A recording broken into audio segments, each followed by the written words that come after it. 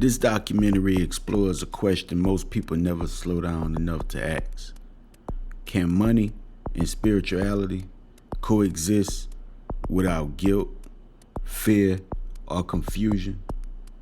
For decades, money has been framed as something corrupting, while spirituality is framed as something pure. But what if that split itself is the problem? Money is not a belief system. It's a tool, a language, a reflection of how value moves through society. This film doesn't tell you to worship money or reject it.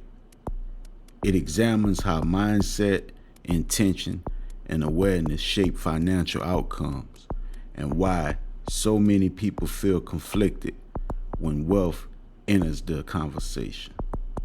Let's check it out. Money. What's the first thing you think of or feel when you hear that word? Is it grief, joy, anger? Really, think about it. Does the word money inspire positive or negative feelings? Or maybe you're that one person in the bunch who's just like, meh. I recently did a survey with people who subscribed to the Spirit Science email list and asked a wide number of questions, one of which was, what do you struggle most with in life? The number one highest response was, you guessed it, finances. This told me it was time, at long last, that we have a candid spiritual discussion about money. See if we can't change our relationship with physical resources. I mean, think about it. What would happen if there were like 100,000 benevolent spiritual millionaires all using their wealth to make massive and beautiful change in the world? Well, let's talk about it.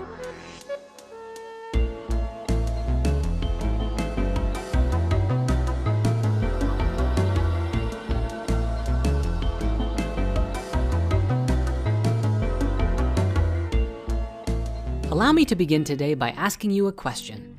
What would you do with $1 million? If you're anything like me, you might go to work putting those resources to use benefiting humanity in some way. For me personally, I want to work with a big animation team and video production studio and make an amazing stream of content for YouTube and Spirit Mysteries, and maybe even one day launch a worldwide theatrical release of something really special. But hold on, we can't even do that at all yet. There's a big money blockage in the way. Ugh. But what is this block, you might ask? Well, it's a pretty big one, and it's existed for thousands of years in the relationship between money and spirituality within the human consciousness. I discovered this blockage for myself nearly 9 years ago when I created this little cartoon series. You might have heard of it. It's called Spirit Science. Sorry. Of course, there's a lot of praise on this series, but a lot of people also warned me with graven fear. Spirituality and money don't go together. If you make money doing something spiritual, you are a sellout. Now, I very often take all the comments to heart, even these ones. And for the last 9 years, I struggled with this whole money and spirituality thing. I chose to avoid looking at the conversation in general sometimes because I didn't want to upset my audience, you guys. But what I found was that choosing that paradigm forced me into a very limited box of reality. As Spirit Science grew, I had more and more responsibilities, but I didn't usually have much in the way of resources to delegate tasks. So I just had less time to spend on making videos as a result. The next thing you know, people were mad at me for not making more videos. Talk about being stuck between a rock and a hard place. The reason I'm telling you this story is because I know that I'm not the only one who is, has, or will one day struggle with this problem. But I have good news for you. We can transform the entire dynamic, and it all comes down to the relationship that we have with money and our spiritual selves. This applies to anything really. Literally any problem can be healed and transformed if we understand it fully. If you are someone who has ever struggled financially, you've come to the right place. Today, everything begins to change. Understanding money actually begins with a conversation not about money, but with God.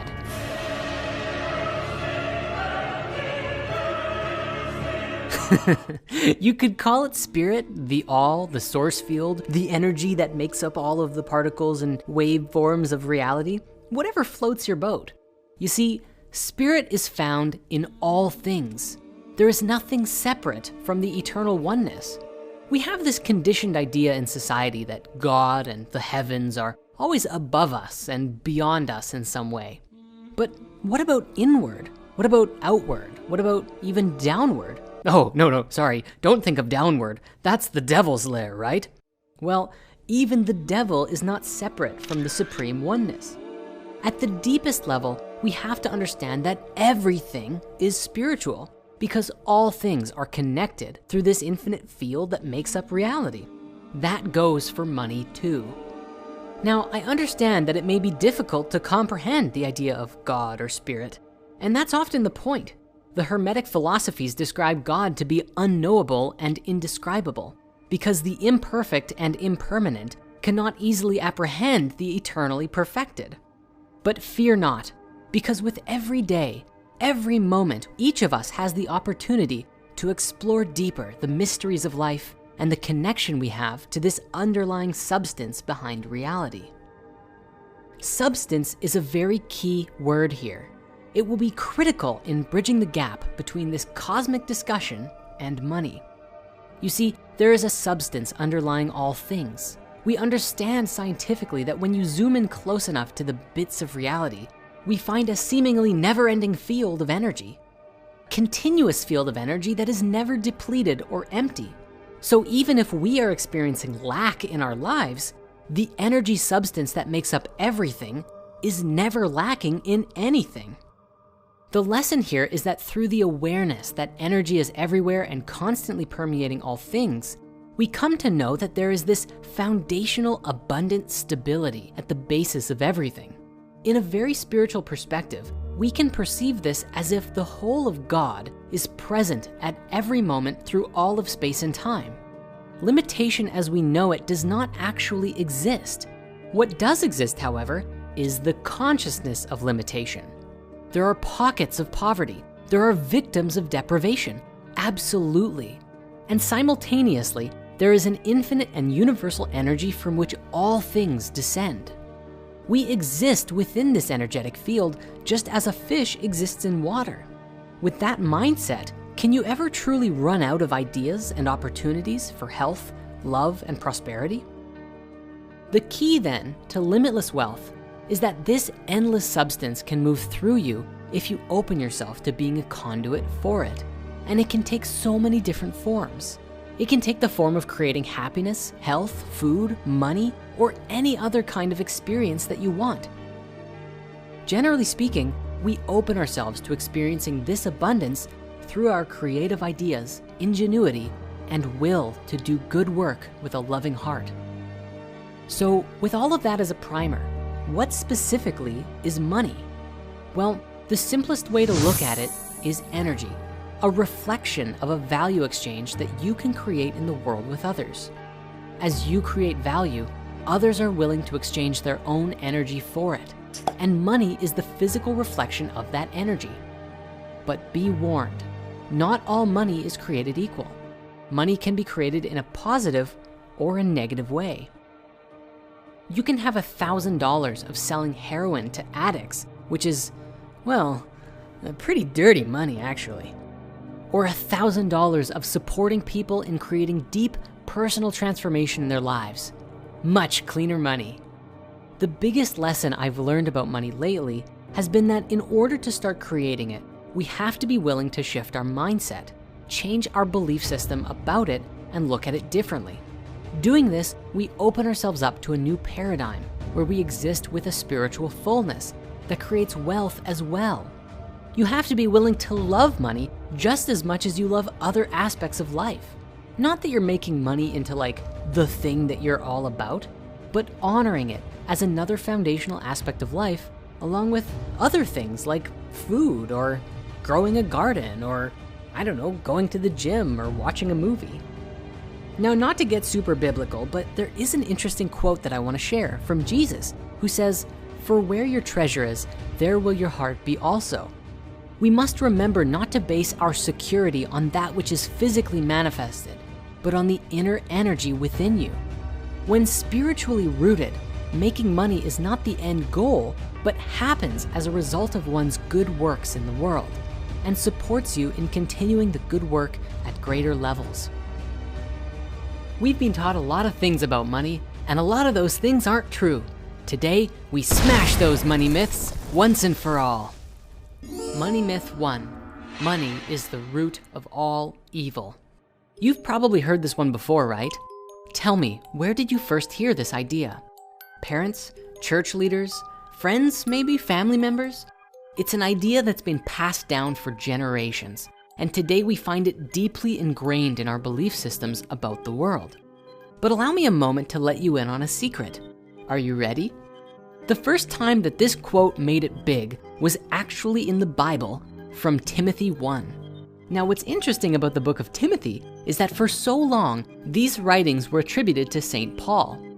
However, it is now recognized by most scholars that Timothy, along with nearly half of the other writings attributed to St. Paul, were inauthentic writings that simply signed his name on them.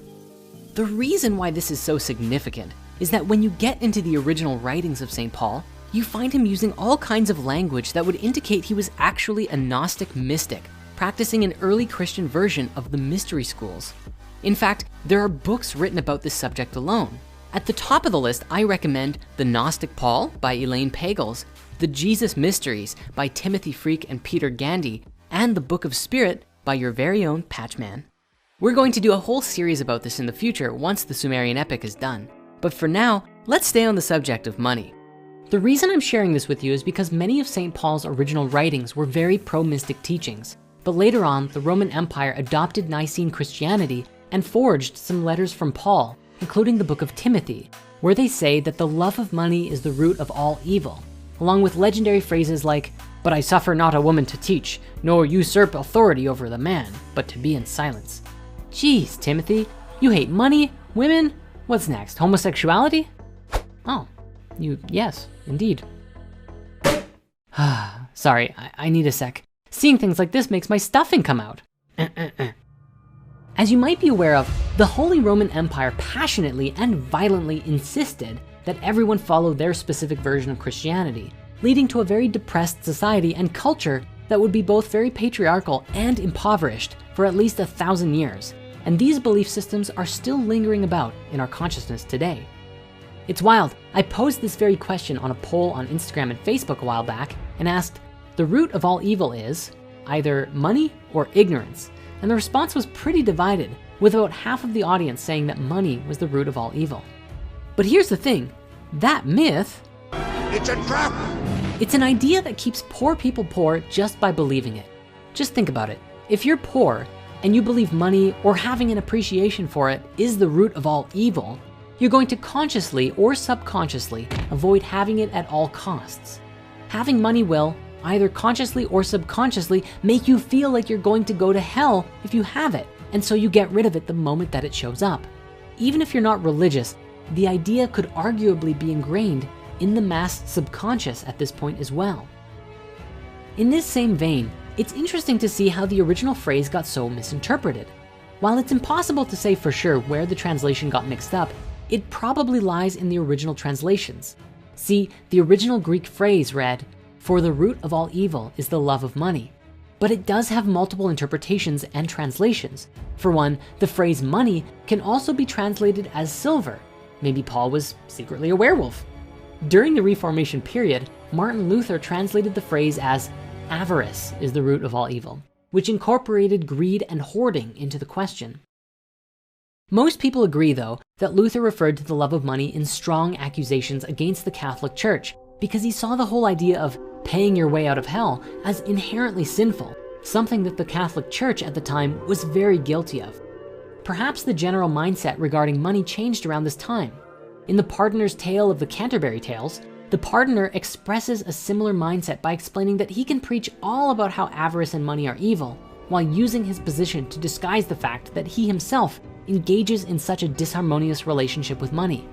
As far as things relate with us, we should be mindful that as creators of our reality, participating in this field of collective human consciousness, that our beliefs about ourselves and the world dictates what kind of actions that we take. If we feel that either money is the root of all evil, or just loving it or appreciating it is evil, then we limit ourselves from learning about it on a deeper level. Think about it. If money is a reflection of energy, and everything is energy, and the energy from which all things are created is, as we've explored in a spiritual sense, this universal unconditional love, then why is it that we practice unconditional love for everyone and everything except money? Of course, we should cleanse ourselves of our greed and not make the pursuit of money be the only thing that we are after, at the expense of everything else, our connections with each other and whatnot. But if we outright deny this important aspect of life, we ultimately give our power over to the people who would use this collective wealth in negative ways. Just something to think about. Money myth 2, all rich people are... I'm not saying that. Money myth 2, all rich people suck. Let's look at another money myth, specifically the way that wealthy people are commonly viewed in society. There's an ingrained mentality that rich people are all greedy jerks, right? Generally, most people with tons of money are wrapped into the elite ruling class of the world. In fact, the more money you have, the more likely you will be associated with the Illuminati by conspiracy theorists. Now, you've probably heard this one, filthy stinking rich, right? This common mentality sets a standard for yourself that you could never have lots of money, because anyone with money is filthy and stinky too. It's so funny. I mean, think about it. If all rich people are greedy jerks, I mean, you don't want to be a jerk, right? So it's probably best that you're not rich. Now, let's be clear. Certainly there are rich jerks in the world, but there are also poor jerks. And considering that there are significantly more poor people than wealthy people in the world, we could probably make a good argument that there are more poor jerks than rich ones. Either way, here's the key. Money is neutral, and it will basically amplify what's already there. If you're benevolent, money can help you be more benevolent. If you're a greedy jerk, yeah, money can make you more of that too. Now, let's be clear that a lot of money has been made extorting others in the world, and that's not a paradigm that I support. And I get that this is where a lot of our collective negative associations towards money comes from, but we have to temper that attitude by observing others who have done brilliant things with their wealth. If we adopt the idea that all rich people are greedy jerks, then our minds automatically try to find ways to throw shade at good-hearted people. And even if you genuinely don't like them for whatever reason, we have to take into consideration that they're people too, and they're doing their best with the position that they're in to make a positive change in the world. If we are willing to look at money differently, as something that we can use benevolently for the benefit of mankind, then we open up the potentials of us actually creating it, and we step into a new way of life for ourselves and those around us. Money myth 3, it's all about the deals. Speaking of our collective relationship with money, let me show you something both funny and very interesting. To begin though, I'd like to introduce you to my friend Ariel. She's one of my new artist friends who is helping to create the new Spirit Science episodes. And when I spoke to her about this script, she sent me this picture with a lol attached. It's a meme that seems to accurately describe our collective relationship with money and our perspective of value. Healthy groceries for $100. No, that's too expensive. But a dinner date for $100. Well, you know, that's reasonable. A therapist for $130. That's absurd. But a trip to Target for $130. Well, they've got great deals. Now, an average college class might cost $1,000. That's way too expensive. But an iPhone, that's $1,000. No, that is a necessity. To me, this meme accurately describes a mindset of lack. We've been conditioned to think in deals instead of what's truly valuable. The result of this is that it becomes easy to miss out on potential opportunities to invest in ourselves and our personal growth. That's also the other side of money, not just making it, but spending it, which is so valuable for us to learn and integrate into our lives. Every time you spend money, you are investing your own personal energy into what you believe is valuable. So the question then becomes, what do you value most in life? Yes, you could spend $1,000 on video games, or you could spend that same $1,000 on a backpacking trip around some foreign land, or maybe taking a specialized course to help you get better at doing something that you love. I think James Frick said it best when he said, Don't show me where your priorities are. Show me where you spend your money, and I'll tell you what they are. Money myth 4, you have to be a cheapskate. There's a common mentality about living on a budget, and if you live on the cheap, you'll save money, and one day you'll have a big pile of dollars. However, you create your own reality, and if you're focused on this cheap mentality, then that's what you'll continue to create. On the other hand, if you change your mentality, your focus to generating wealth rather than pinching pennies, imagine how your reality could be different. Money myth 5, financial freedom. Most people believe financial freedom means having enough money so that you don't have to work. But this myth is broken because having financial freedom today doesn't mean you'll have it tomorrow. Instead, try the term financial confidence.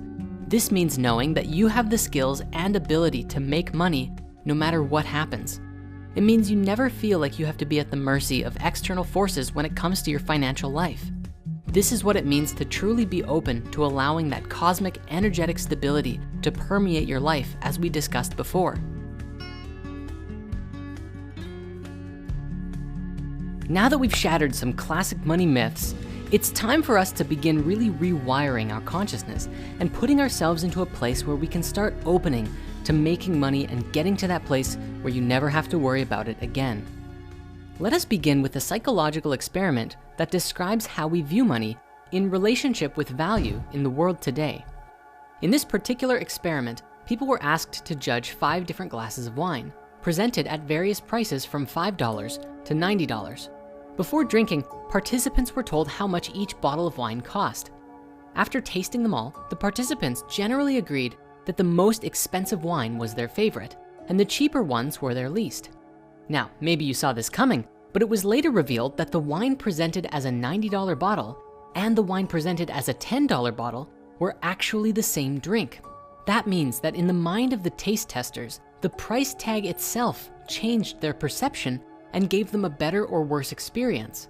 Not only did participants report enjoying the same wine with a higher price tag more, they even had increased activation in regions of their brain hypothesized to be associated with pleasure. This study teaches us a few valuable lessons. One, it would seem, is that the more you pay for something, the more you tend to value it. This is commonly reflected in an analogy about books. If someone just gives you a book randomly, you're less likely to read it than if you're personally invested in buying it. We can also see this with wedding rings in society today. You might be familiar with the fact that diamonds aren't actually very rare, but they have a long history of being marketed as if they were, so they could be sold for very outlandish prices. Because of this perception of value around them though, a wedding ring that costs $10,000 versus one that costs only $100 says a lot to the young couple due to the value that's been attached to it. Now, I'm not saying that it's a good thing that cheap diamonds are sold for thousands, but rather, if we can recognize the relationship between price and personal value, we can make better choices about what we spend our money on. Actually, let's stay on the wedding rings for just one more minute because this is relevant. The first recorded evidence of a wedding ring concept actually appears to have come from ancient Egypt over 3,000 years ago. The writings depict couples presenting each other with braided rings fashioned from hemp or reeds, which would eventually be replaced with bands of either leather, bone, or ivory. The more expensive the material, the more love was believed to be shown. The hieroglyphs show that Egyptians believed that the rings symbolized undying commitment and eternal love between the couple because the circle has no beginning or end, with the center opening symbolizing a door to the future. The reason I'm sharing this is that we have this curious tradition that would take an individual's love and demonstrate it with the symbolism of both the ring and its material, which would then translate into a physical value and worth in a monetary sense. However, we must always remember that the money doesn't buy love, and that even in the Egyptian tradition, the love came first, and the ring was a reflection of the love. While the material and its value played a part, it was more of a psychological trick, if anything, giving couples a sense of feeling that their love was indicated by the worth of the material of the ring. This is significant because it's not so much the dollar value that's necessarily important, but how much something is worth to you personally. For some people, $1,000 is a lot of money, an astronomical amount. For others, that same $1,000 is not worth very much at all. So we each have a different identification with our perception of value, and this is important to identify if we want to shift that at all. On that subject, let's look at value in another way, from the perception of the service provider. In the case of someone who is offering a product or service, sometimes having a higher price tag is actually the best possible choice because it will allow for a higher quality of service. For example, let's compare going out for a premium dinner versus the drive-thru at McDonald's. There's an entirely different kind of experience here, and the environment itself will most certainly play a part in how you feel personally about the experience, not to mention the quality of the food, the cleanliness of the environment, the atmosphere, everything. I don't want to say that it's always best to go with the most expensive route, especially if it's unnecessary in that particular situation. In truth, sometimes premium is better, and other times it's better to just let all that go. For example, it's like the difference between a fancy trip on a cruise around the Caribbean or a camping trip to a beautiful place a few-hour drive from home. Now, in this thought experiment, notice what happens in your mind when we look at these two options. It's not uncommon for people who can't afford a luxury cruise experience to immediately start judging it as negative because it's out of one's reach. And if you're someone who is, well, for lack of a better word, fully loaded, how do you feel about camping? And I don't mean glamping. I mean a tent and a fire and just being in the rawness of nature. Does the experience feel beneath you? These two potentials could both be wonderful, but our perception and relationship with money will often dictate how we approach the options we have in our lives, and more importantly, how we feel about them. In my life, I once had a friend who absolutely hated Apple computers. Apple was the worst, he would declare, and list off all of the ways that Macs sucked and why Windows was superior in every way. He was very passionate about this subject. However, after several long conversations, eventually the truth came out. He hated Apple products because he couldn't afford them. And if he could afford a MacBook, well, he'd probably love it. The hate and disdain that he felt towards this physical product actually had nothing to do with the product at all. It was all about his own sense of value and self-worth and the negative relationship that he had with money. So the question then becomes, how do we shift this? How do we transform our relationship, evolve our mindset when it comes to money? The first stage in wealth transformation is to recognize our limitations where we are living them. If we have fixed beliefs about who we are and what we're capable of or not capable of, we'll have to break these down if we are to evolve beyond them. We can't break free without calling out our blockages. True transformation begins within, and that's where we must start.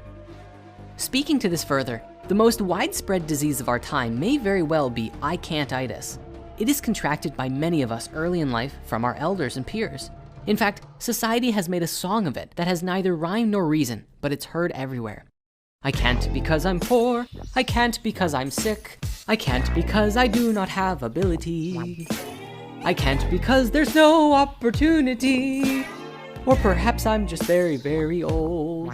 And so on and so forth.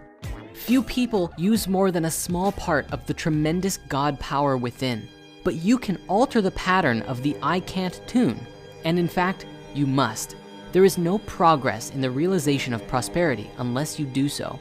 This calls for knowing, really knowing that you are a spiritual being living in a limitless universe endowed with the whole potential energy flow of the cosmos. If you believe I'm an average sort of person, then you will create an average sort of life. Let go of I can't and begin to identify yourself as the living enterprise of the Infinite One. You are not an average person. You are you, a unique individualization of the universal creative process. Affirm for yourself now, I can because I am. So, are you ready to make some money? Or perhaps you need a bit more time affirming the cosmic power within you. You can only become truly accomplished at something you love. Don't make money your goal. Instead, pursue the things you love doing and then do them so well that people can't take their eyes off you. Civilizations' currencies have evolved and devolved throughout history. While gold and silver have always had value and a long history of being made into coins, Egypt's grain-based resource economy is another example of how things have been done in the past. The bottom line is, currency has changed drastically throughout history, and today we are no different. As new technology is breaking barriers between us, we can, and have been for some time, communicating around the globe at unprecedented rates. No longer does the geography that separates us separate us emotionally in terms of communication. For transactions, this isn't any different. You can buy international goods through companies like Amazon, which allow almost anything to make its way around the planet. Technology is what makes this possible, but in the same way that the internet revolutionized communication, some people are claiming that cryptocurrencies like Bitcoin are bound to revolutionize the world of money and exchange. If this happens, our system of material value would completely be decentralized from any one nation. The reason Bitcoin was invented was to give the power of currency back to the people, or so they say. As it is now, most people's money is held by a few massive centralized banks. Though of course it's against the law to steal their customers' money, there is nothing else really preventing them from doing so or otherwise manipulating our currencies in their favor if they can get away with it. In fact, this is what happened in the global financial crisis of 2008, when banks started taking more and more risks and eventually going bankrupt. But even though the fallout of this harmed normal people around the world, the banks were forgiven by a government bailout. This naturally gave a lot of people mistrust for the centralized banks as well as the government. They felt trapped by letting these institutions be in control of something so integral to all of our lives. So Satoshi created Bitcoin, a currency that could not be manipulated from a central point, but had enough security and rarity to convince people to own it. In fact, you can even read in the first block of the Bitcoin blockchain, 2009 Chancellor on the brink of the second bailout for banks. We won't get into exactly how Bitcoin or other cryptocurrencies work, for there's plenty of other videos that explain that. But we will briefly say that one of the biggest appeals about cryptocurrencies is the fact that they can securely handle transactions without going through a centralized agent or third party. Basically, this means that nobody runs Bitcoin. There are no Bitcoin police, presidents, corporations.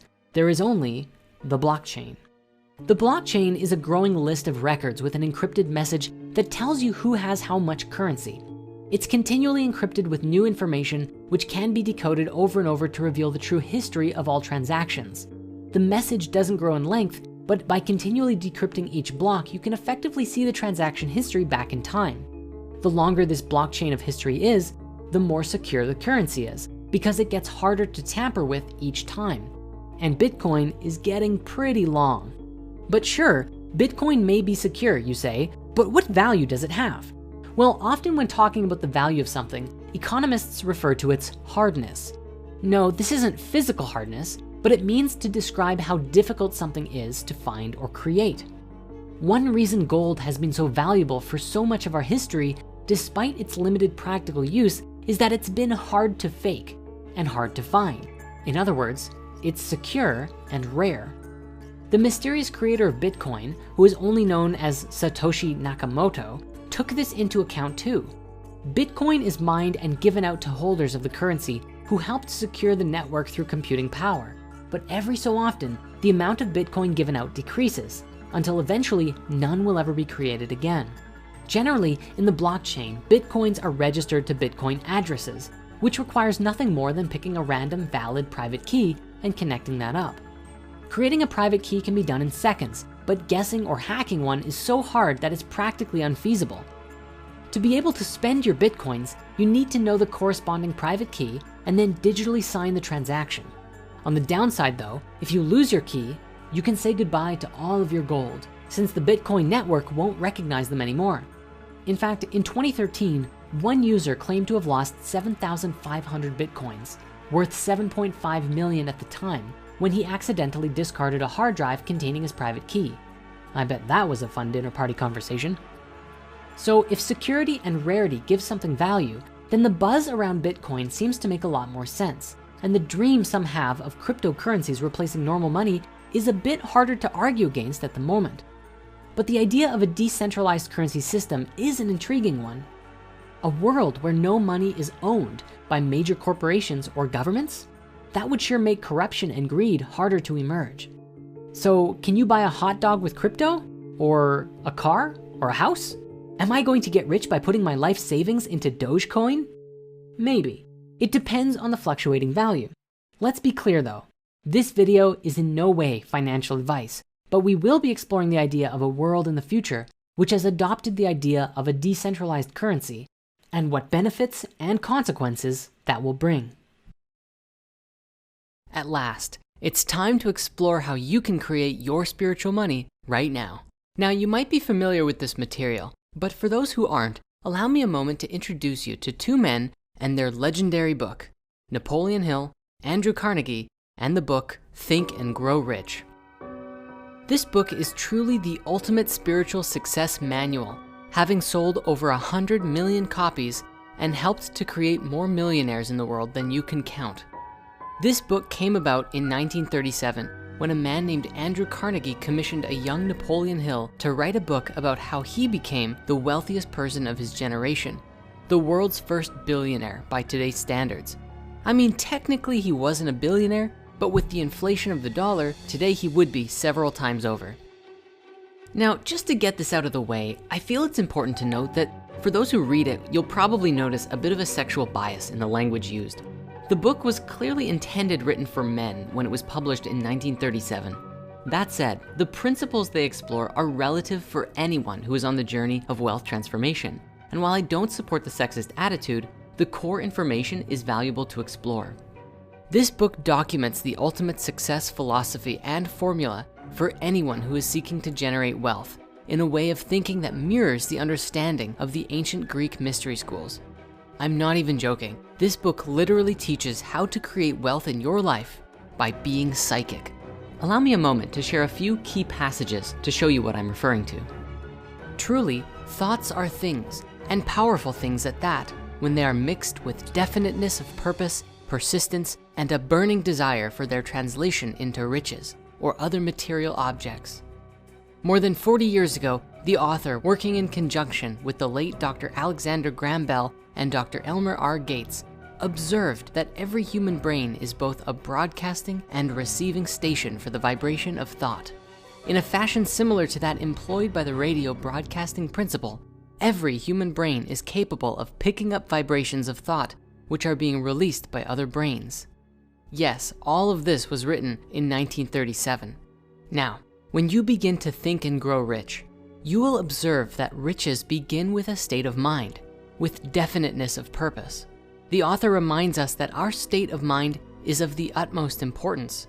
Success comes to those who become success conscious.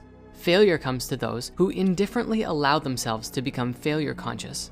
He concludes the introductory chapter by informing us that if we can learn to follow the 13 principles of thinking and growing rich, literally anyone can lead a wealthy and prosperous life.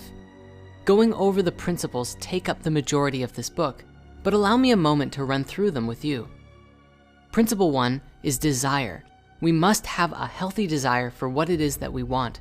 This is akin to being able to consciously focus on what you're wanting to create, for what we think and feel actively creates our reality. If we choose to just get what life gives us, then certainly we're not going to end up with much. We have to be clear about what we want and be willing to go after it. Principle 2 is faith. Quoting directly from the book, faith is the head chemist of the mind. When faith is blended with thought, the subconscious mind instantly picks up the vibration, translates it into its spiritual equivalent, and then transmits it into infinite intelligence, as in the case of prayer. Infinite intelligence is often used to describe God or spirit. Principle 3 is autosuggestion, a term which essentially means self-suggestion, the agency of communication between the conscious and subconscious minds. This is your ability to program your own subconscious mind by making sure to feed it creative and healthy thoughts instead of destructive ones. Principle 4 is specialized knowledge. There are two kinds of knowledge, general and specialized. General knowledge is the kind of stuff you learn in school, random bits of history and math and literature and stuff that by itself isn't really good for much. Specialized knowledge, on the other hand, is knowledge that is organized and intelligently directed towards the fulfillment of your dreams. Principle 5 is imagination, what they describe to be the workshop wherein all dreams and desires are given shape, form, and action.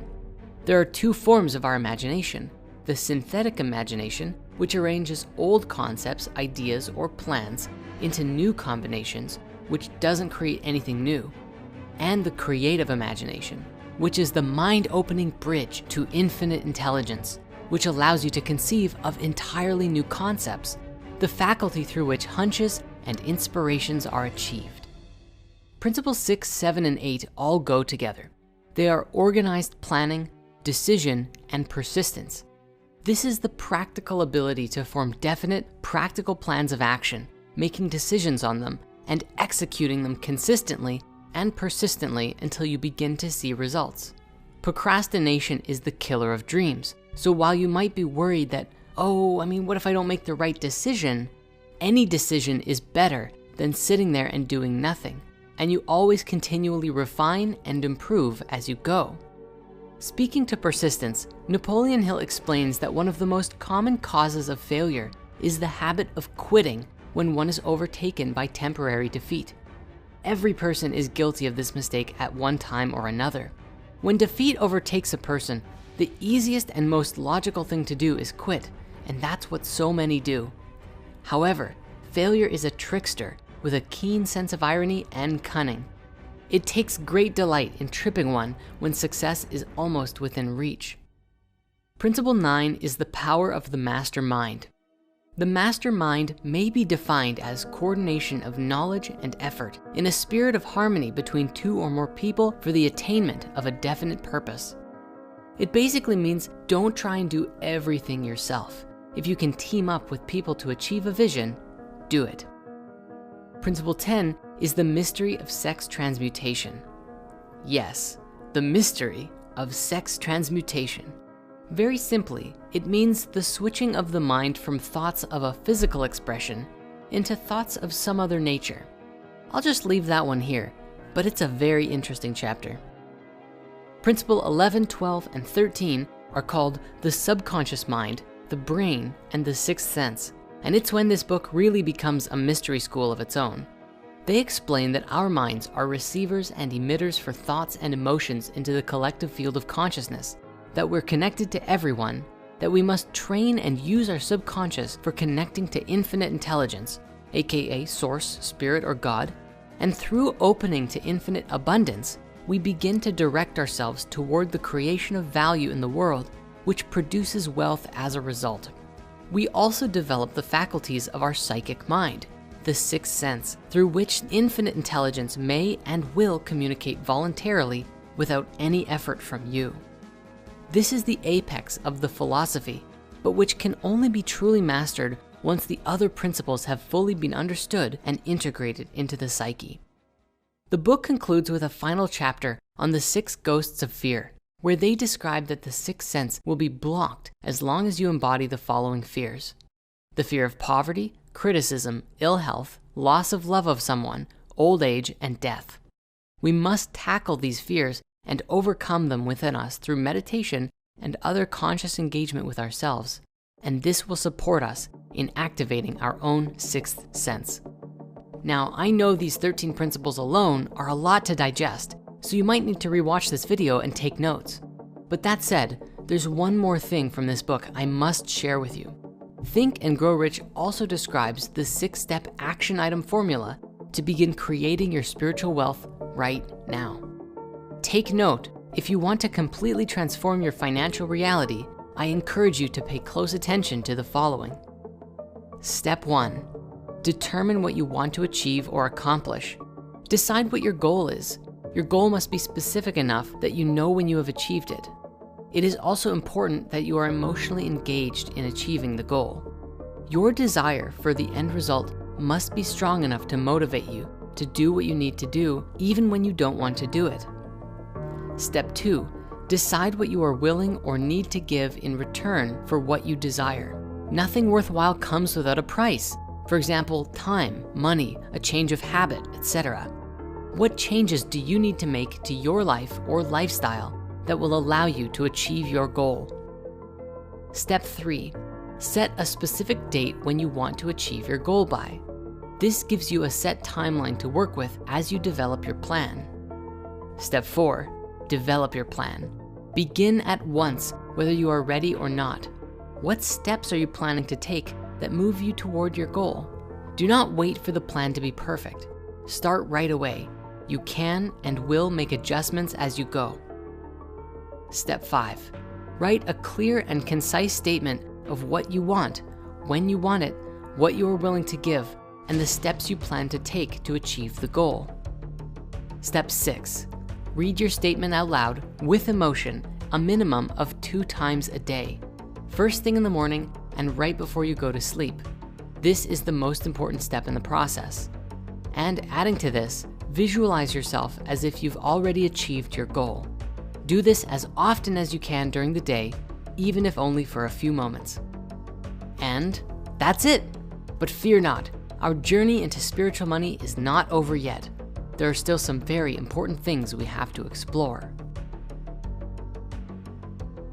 Change our mindset, transform our financial reality. Sure, that sounds easy enough, right? But what if we're feeling stuck? What if we don't have enough time to transform our reality because we're too busy making ends meet? Well, not to worry, because it becomes easy to shift our paradigm if we can clearly see where we're at in this moment. And now, that's exactly what we're going to do. We all have different stories. You have your own set of unique experiences, beliefs, and ways of looking at the world. Once you know your wealth archetype, it becomes very easy to focus in on what information will be the most useful to you in this life. The 6 wealth archetypes are the caged lion, the chained magician, the hustling treasure hunter, the innocent prisoner, the castaway, and the unfulfilled king or queen. As we go through these, feel into which one feels most like you.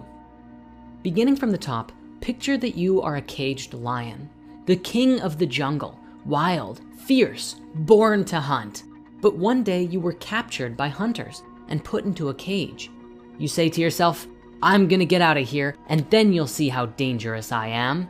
But over time, you grow tired and soon you're thrown a piece of meat. You try to resist it because you are the king of the jungle, but you need to survive and so you eat it. Day after day, month after month, you slowly become accustomed to eating the meat you are given. You're not starving, but you're not truly satisfied. You get trapped in this routine and there's this voice screaming inside of you, frustrated, angry, and impatient. Then the doubt creeps in. I've been stuck in this cage for so long. Do I still have what it takes to hunt? What if I can't survive on my own? The caged lion is the frustrated 9-to-5 employee. They are the people who know they can provide for themselves. They can be successful in life, but they have sacrificed that life for the predictable routine, even though it makes them miserable inside. But what if I told you the key to unlocking the cage is dangling right in front of you? And sometimes the lion tamer leaves the door unlocked because he believes you don't have the guts to step through it. Well, let's move on for now, but we will return. The second archetype is the chained magician. Imagine you are a powerful magician. You have powers most people can only dream of. You are full of creativity, energy, and imagination, boundless energy that allows you to think fast, learn fast, and act quickly. However, the village elders around you have prohibited you from using your abilities so that the other people in the village who can't use magic won't feel threatened. Your powers are unique and different and go against conventional wisdom. And even though you can bring great change for your village, the elders warn that staying with tradition is safer than trying something new. The chained magician represents all of the millennials and new generation of talent who feel suffocated and pressured by their parents and society. People who have heard their whole lives, play it safe. Nobody in our family has ever done this before. You can't make a living doing that. Get a degree, get a good job, get married, and buy a house, and so on. Remember, going on your own path instead of what others have told you doesn't mean you don't love them. You might feel alone and misunderstood, but as you go out in the world and pave your own trail, you discover that there are far more magicians like you out in the world. You can take the chains off anytime, for the only one who can stop a magician is themselves. Next, we have the hustling treasure hunter, who loves to go on adventures and find the next biggest chest of gold. They love the thrill of the chase, the allure of a new opportunity, going after the shiny objects in the sand. But it seems like finding treasure maps excites them more than the actual search for the treasure chest itself. When they find a new map, they exclaim, "You just wait. Once I find the treasure, I'll be set for life. You'll be sorry you missed out."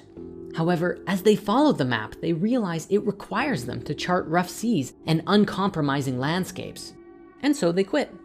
They say, there was no treasure, the map lied, but don't worry, the real treasure map is out there and I'll succeed on my quest. These are people with lottery mentality, believing external factors are what determine success. They jump into the latest money-making schemes like Bitcoin, network marketing, drop shipping, day trading, etc. They announce they've found the opportunity of a lifetime, but when it doesn't work out at first, they are quick to jump to their plan B, their plan C, and their plan D. If we recall Think and Grow Rich, however, we all face temporary setbacks, and we must be willing to persist through them to gain our wealth. The hustling treasure hunter can achieve great wealth as long as they can follow their map to the end with passion, commitment, and love. The fourth archetype is the innocent prisoner. Imagine you were jailed for a crime you didn't commit. How would you feel if you had followed all of the rules, played by the book, and did everything right, and still ended up a prisoner? These are the people who did well in school, got good grades, listened to their parents, maybe even earned a scholarship. Perhaps they became doctors, lawyers, accountants, engineers, but deep down, they still aren't fulfilled. They appear successful on the outside, but inside they are stressed, burned out, and empty. Some even take antidepressants to aid low-humming anxiety. They say, I did everything I was supposed to do, so why do I feel lost and empty inside? What did I do wrong? The biggest struggle here is that they don't think they can stop living this way because it would be irresponsible, so they bottle it up and the feelings get worse. The mistake of the innocent prisoner is believing that conventional wisdom was the key to happiness instead of listening to their own heart's calling. The fifth archetype is the castaway. Imagine you are in a plane crash in the middle of the ocean, the only survivor who washes up on shore. You realize you are truly alone and you must fend for yourself. You build yourself a shelter, you hunt your own food, and you even make a fire. But every day it's a hustle. You can't preserve food, so you're always on the hunt, always just surviving. This routine becomes your life for years. The castaway is the struggling solo entrepreneur. You are starting your own business, but you feel alone. Every day is a struggle, hunting for food and water to survive. You're always on the lookout for new clients or fulfilling the jobs of others. If you get paid, you can afford to eat. And when you find your first client, it's like starting a fire for the first time. You want to celebrate, but you have no one to celebrate with. The castaway has to do everything in their company and never quite making it to the point when they can rest, because if they stop working, they will not survive. The mistake of the castaway is living life as a lone wolf. While they have what most consider freedom, they are lonely and they have no long-term sense of future certainty. Finally, we have the unfulfilled king or queen. This was the person who conquered many obstacles and are finally sitting on the throne. It wasn't easy. You've worked hard for years or decades to get to this position, and you have everything you've ever wanted: fortune, lifestyle, and status. But for some reason, your happiness is fleeting. Instead of joy, other things fill your mind. What if other kingdoms attack or try and take you over? So you build up your army or fortify your defenses, and you feel satisfaction for just a moment, and then another fear sets in, and you itch for the next achievement. This archetype is the overachiever, the one who was always at the top of their class, worked hard, succeeded in life. Perhaps it's a talented CEO, an executive, senior partner, or other high up position. But deep down, they're afraid that their peers will outperform them and strip them of their title that they've worked so hard for. But from this place of motivation, achievement does not lead to happiness. It's a trap. They have to achieve more, and inside, they are always unfulfilled. The mistake of the unfulfilled king or queen is the one who finds it hard to be satisfied unless they outdid everyone else. But as a wise person once said, you can't win the race of fulfillment running on the track of achievement. Now, this brings us to the end of our wealth archetypes. Do any of these sound like you? If so, don't worry, and you're not alone. And I have good news for you. Each and every one of these has a solution for it, if not multiple solutions. Now, we're going to explore some solutions very soon, However, if you're interested in going deeper into all of this, I'd like to take a moment to introduce you to the book from which these archetypes come from. It's called Unlock It by Dan Lok. Unlock It is Dan's latest book, and it is truly a spiritual successor to all of his previous work. For me personally, Unlock It really helped bring a lot of clarity to my own understanding of wealth and value creation in the world. So I highly recommend giving it a read. And if you're interested, you can find links in the comments below to get yourself a copy. In my own spiritual wealth journey, learning from many books and some amazing mentors, I have found that creating money actually boils down to one simple thing. Are you ready? Here it is. Wealth is a byproduct of value creation. Let me say this again. Wealth is a byproduct of value creation. In fact, creating value generates so much more than just wealth. Value creates meaningful experiences, deep connections, authentic transformations, and so much more.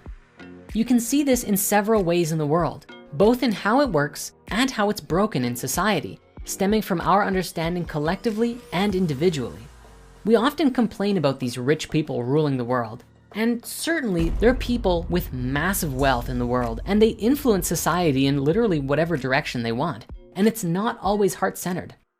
Now, for just a moment, let's put the lack of heart aside and look at this from another perspective. How did they earn it? For example, in the case of all these super rich oil men, they provide the global human society with a source of energy that's in very high demand. They're creating value for billions of people and are thusly some of the richest people in the world. We know that there are better, cleaner sources of energy, and that these people may even fight to suppress those industries, certainly. However, if we're looking purely at how these people got so wealthy, we can still see that they created value. Same with any other massive company, Apple, Microsoft, McDonald's, Walmart. They all grew to being these billion-dollar companies and industries by providing some kind of service. Whether it's healthy or not aside, that's how they did it. They provided something that millions or billions of people want to spend their money on. But let's not just focus on these oil tycoons and other massive companies. Is it possible to create value in a healthy, positive way? Well, certainly. How about J.K. Rowling, who through her passionate writing inspired and influenced generations of people with her incredible storytelling? The results? She almost became a billionaire. Same with Oprah, who used communication, listening to others, and an exploration of the unknown to inspire tremendous wealth, which she still uses today to influence the global conversation in the direction of love, wisdom, and spirituality.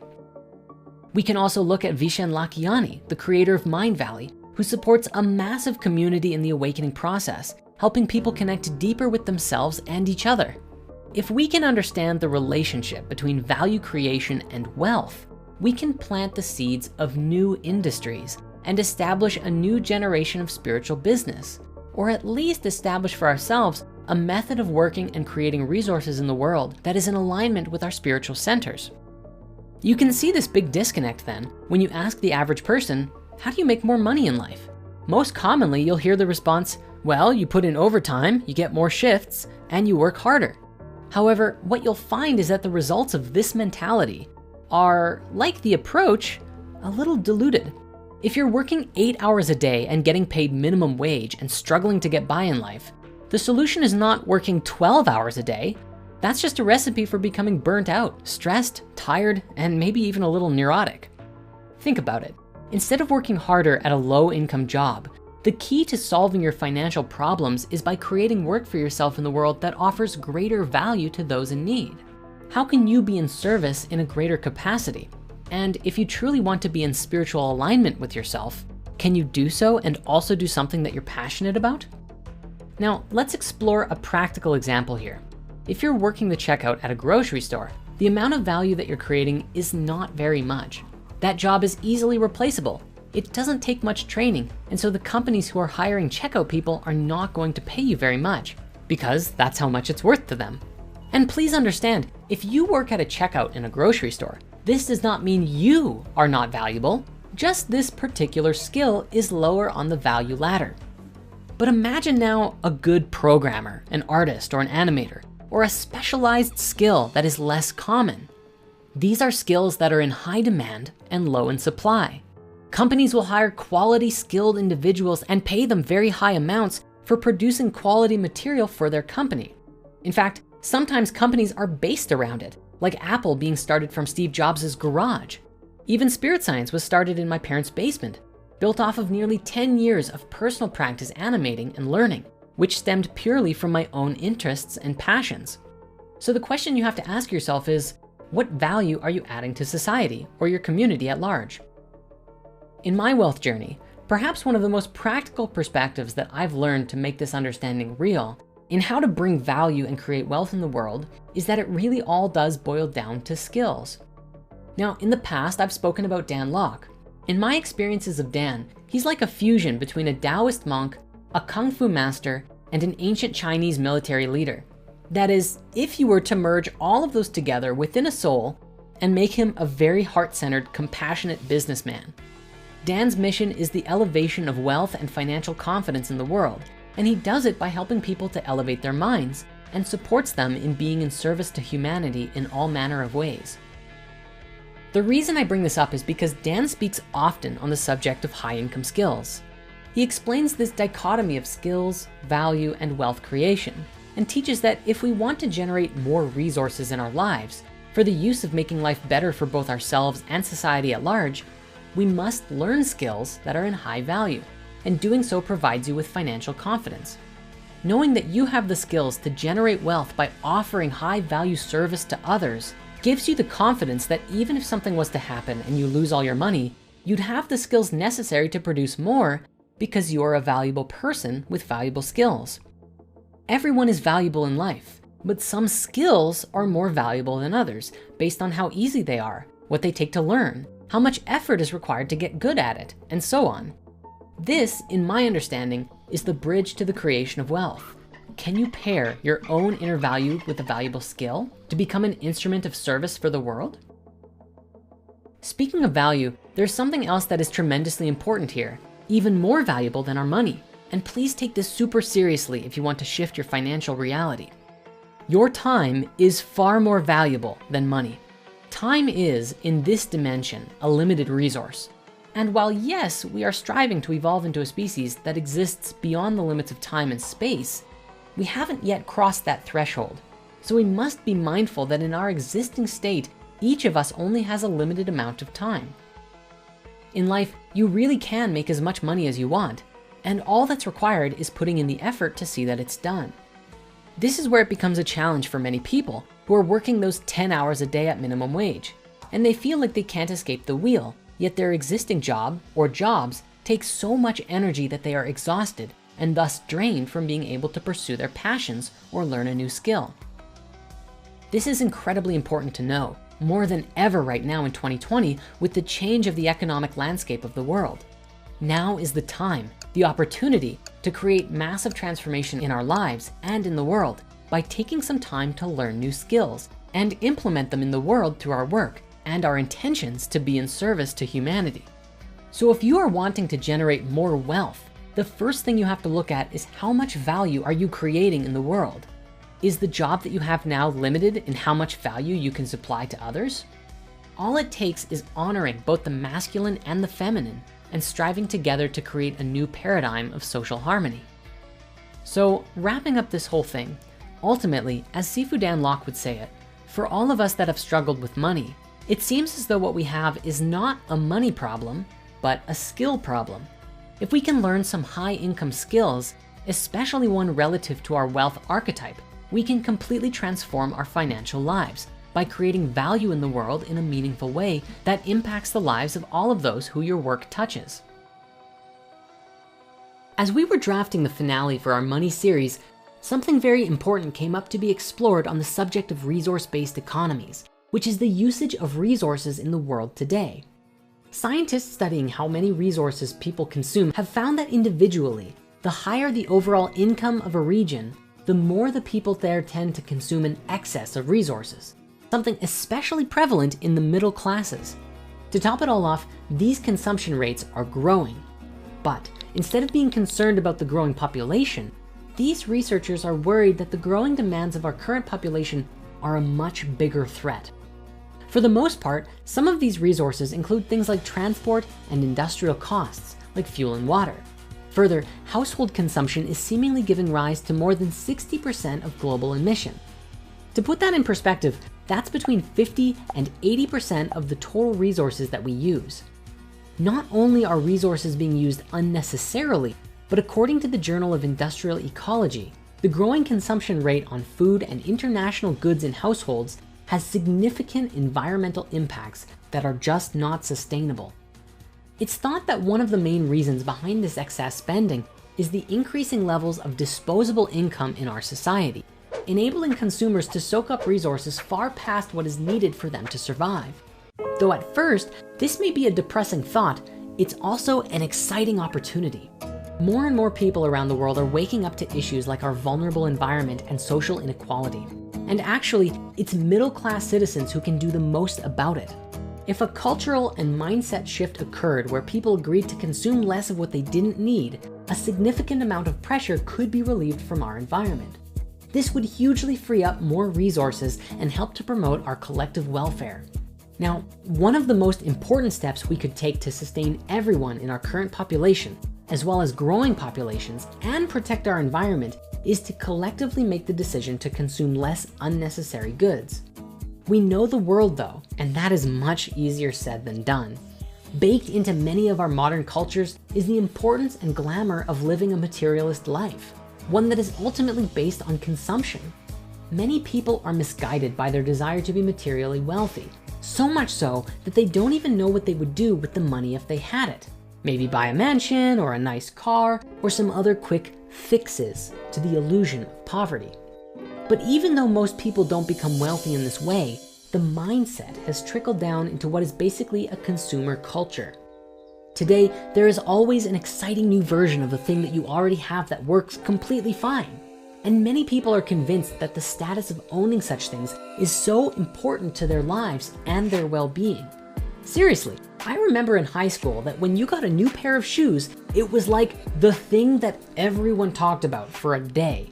Everyone you saw, even people you didn't really know, would compliment you on your new shoes, and then the next day, nobody cared. But there was some sort of status associated with getting new shoes.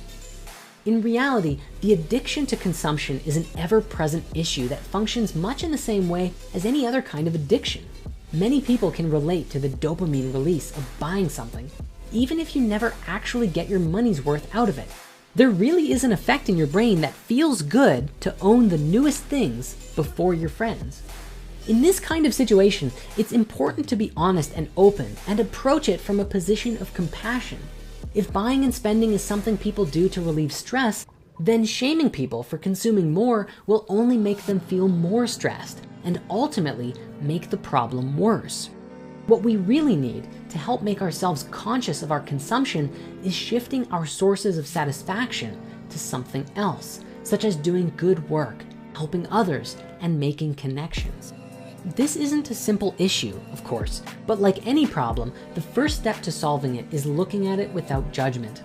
Curbing consumption and freeing up resources is something everyone can work on right now, and maybe this is the first step to living in this new kind of world, one where no one is starving or in poverty. It's not all doom and gloom though. While on average, most middle and upper class areas are consuming and polluting more, there are some cities thriving today which live a much more environmentally friendly ideal. Copenhagen in Denmark and Porto Alegre in Brazil are both middle or upper class cities, and yet Copenhagen has experienced both economic growth and emissions reductions by working with local planning programs to make the move towards renewable energy sources way easier. These cities are demonstrations that if a city collectively sets an intention to do something, it can be done. Because as we already know from many new emerging scientific explorations today, intention and observation steers reality. Are there even enough resources in the world to allow everyone to thrive? The answer to this is, as you might have guessed, not so necessarily a simple answer, because human life is very complex. And as you attempt to answer one question, it opens up many more. Yet, with almost every initial complex problem, it is possible to create solutions. For example, food production can be completely transformed if we were to invest in something like vertical farming. which would lead to a whole new slew of innovations on how we could make something like that possible. As long as we remain open and flexible to new ideas and are willing to invest in ourselves in the long term, there's really no problem we can't solve. But you see, this does take a shift in mindset from thinking of short-term profits to long-term lasting solutions. This is where the whole resource-based economy thing comes in, which is essentially a different kind of economy than capitalism. A system in which all goods and services are available without the use of any system of debt or servitude like money, credits, or barter. All resources become the common heritage of all people, not just a select few. The challenge with this kind of system is that what happens when some individuals create tremendous value for society and others do the bare minimum, yet they both have access to all of the exact same resources? The question arises, is that fair or harmonious? The way we overcome this challenge is with a collective shift in consciousness, and this is something we'll talk about more soon. Now, along the journey to creating a resource-based economy is where central planning systems seemingly enter the conversation.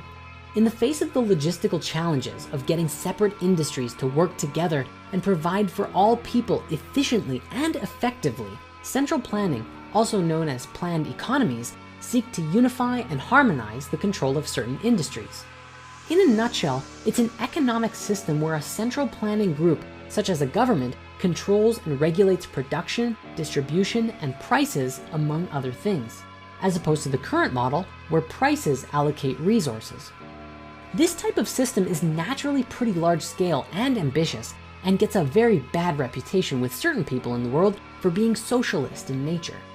Due to the interlocking nature and dependence of the industries which supply necessary goods though, planned economic systems aim to increase efficiency by managing and coordinating multiple massive industries to achieve a single charitable goal.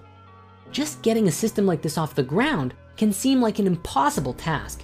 It's no wonder so many communists throughout history sought change so aggressively. Now, one serious option to achieve a planned economy seeks to do so by more harmonious means though. Something known as the Venus Project is a central planning system with plans to start small and make use of advanced technology to organize societies and distribute resources intelligently. But their vision goes even further, for in their own words, they say, "We call for a straightforward approach to the redesign of a culture in which the age-old inadequacies of war, poverty, hunger, debt, environmental degradation, and unnecessary human suffering are viewed not only as avoidable, but totally unacceptable." Reflecting on that, I feel it is important that as we move forward collectively, we take ideas like this and build them into the framework of new developing systems. The plan to transition to this kind of system exists with the awareness of the failures of more extreme and aggressive pushes to radically transform the capitalist economy which it's coming from.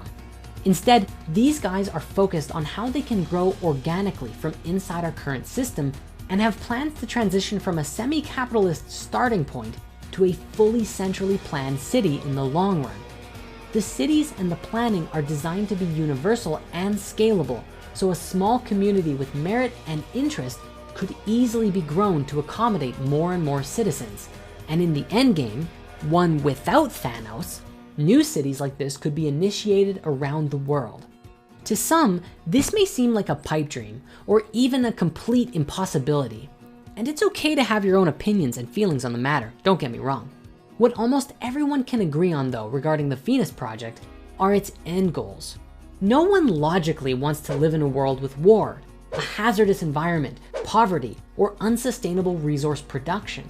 What the Venus Project is doing uniquely is stating that actually, we don't have to. In fact, we should strive to create an Earth without these issues. Without any call to destabilize our current systems or societies, the Venus Project aims to show what progress can be made and allow people to hop on with their success or learn from their mistakes. To learn more about the Venus Project, you can visit their website, which we'll link in the description. Whether you believe global suffering is best solved by central planning or by just everyone doing their part or everything in between, I hope this video has helped in the exploration that we all have a role to play and that we can all make changes today and move forward to reduce waste and excess in our own lives, paving a way for a future with freer resources to share with those less privileged, and support for expanding education across the board so that everyone has access not just to resources, but knowledge and wisdom that we can use to make the world a better place. And if you ever feel like the future is hopeless, remember that there is always something you personally can do to make a difference, and that if you make a genuine difference in your own life, it will ripple out.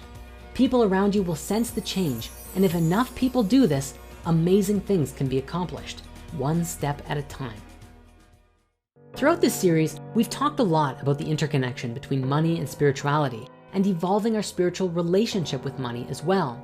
And all along the way, we've been striving towards this end goal for the series, ultimately ending with the question, is it possible for everyone on Earth to have all of the resources they need not only to survive, but to live comfortably and in harmony with the world and each other? It is a simple fact that at the moment, our resources are not spread out in a way to reach this goal. But the question is, are there really enough resources in the first place? Our thoughts on this mirrors the thinking of Gandhi, who says, the world has enough for everyone's need, but not enough for everyone's greed.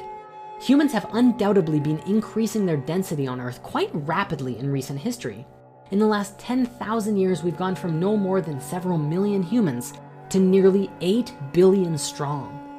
Given our current system of resource management, which for the most part is based on capitalism, and the potential growth of the population to 11 billion by the 22nd century, we are in a time unlike any other, as the population has never been this high before, and there is no historical precedent to tell us whether our current system is sustainable in the long term. But researchers have another concern, not with the number of people, but with our unsustainable rate of consumption, something that we looked at previously.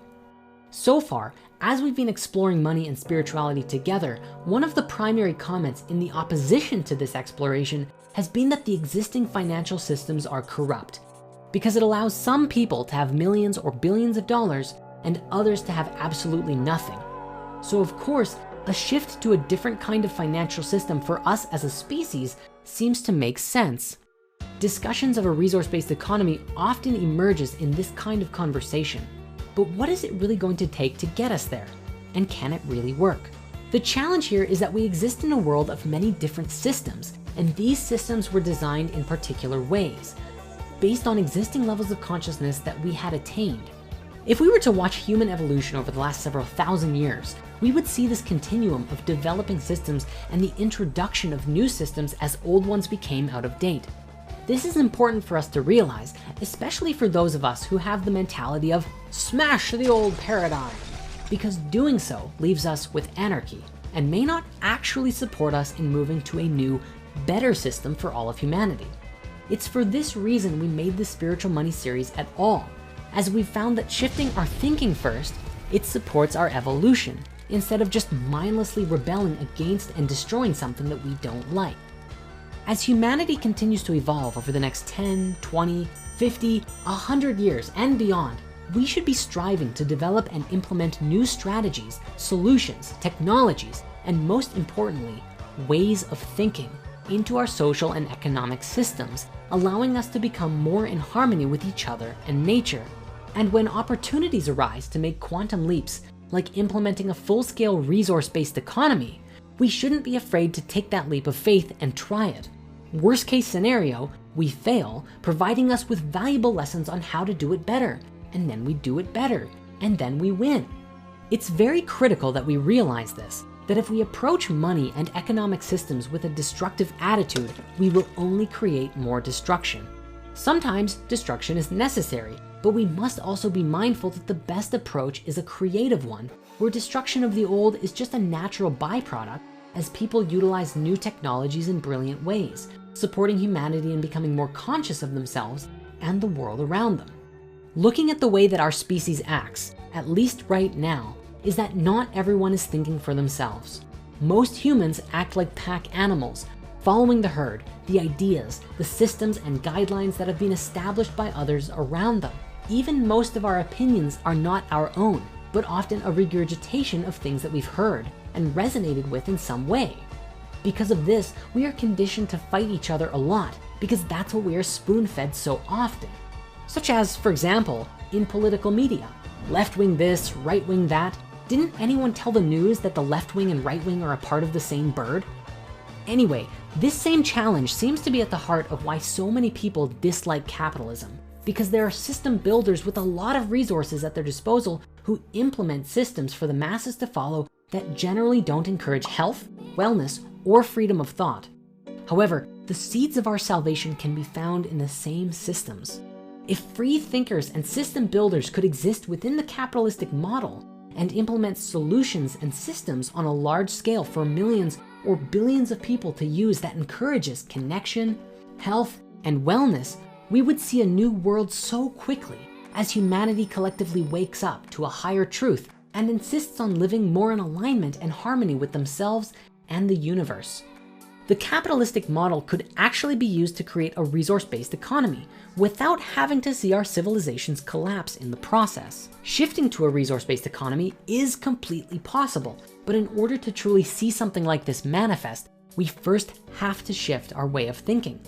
Mindlessly rebelling against the old paradigm won't actually create anything new. It's going to take each of us shifting and living differently until we hit that point of critical mass and enough people act as creators and make something new that replaces the old paradigm altogether. It's for this reason we've been exploring money and spirituality, because we found that it was important to bring a holistic approach to all of the aspects of life, and money is a very root chakra issue, a foundational aspect of life that we have to overcome if we want to see the whole world thrive. Part of that is recognizing that even if we existed in poverty for a long time, we don't have to stay there. We can participate in the existing systems and become a conscious creator and change the world around us, and even generate resources in the process to do so. Like him or hate him, I feel Elon Musk is a really good example of this. Utilizing the existing systems and technologies, he has moved humanity forward in huge ways, such as developing vehicles that are light years ahead of any other vehicle technology.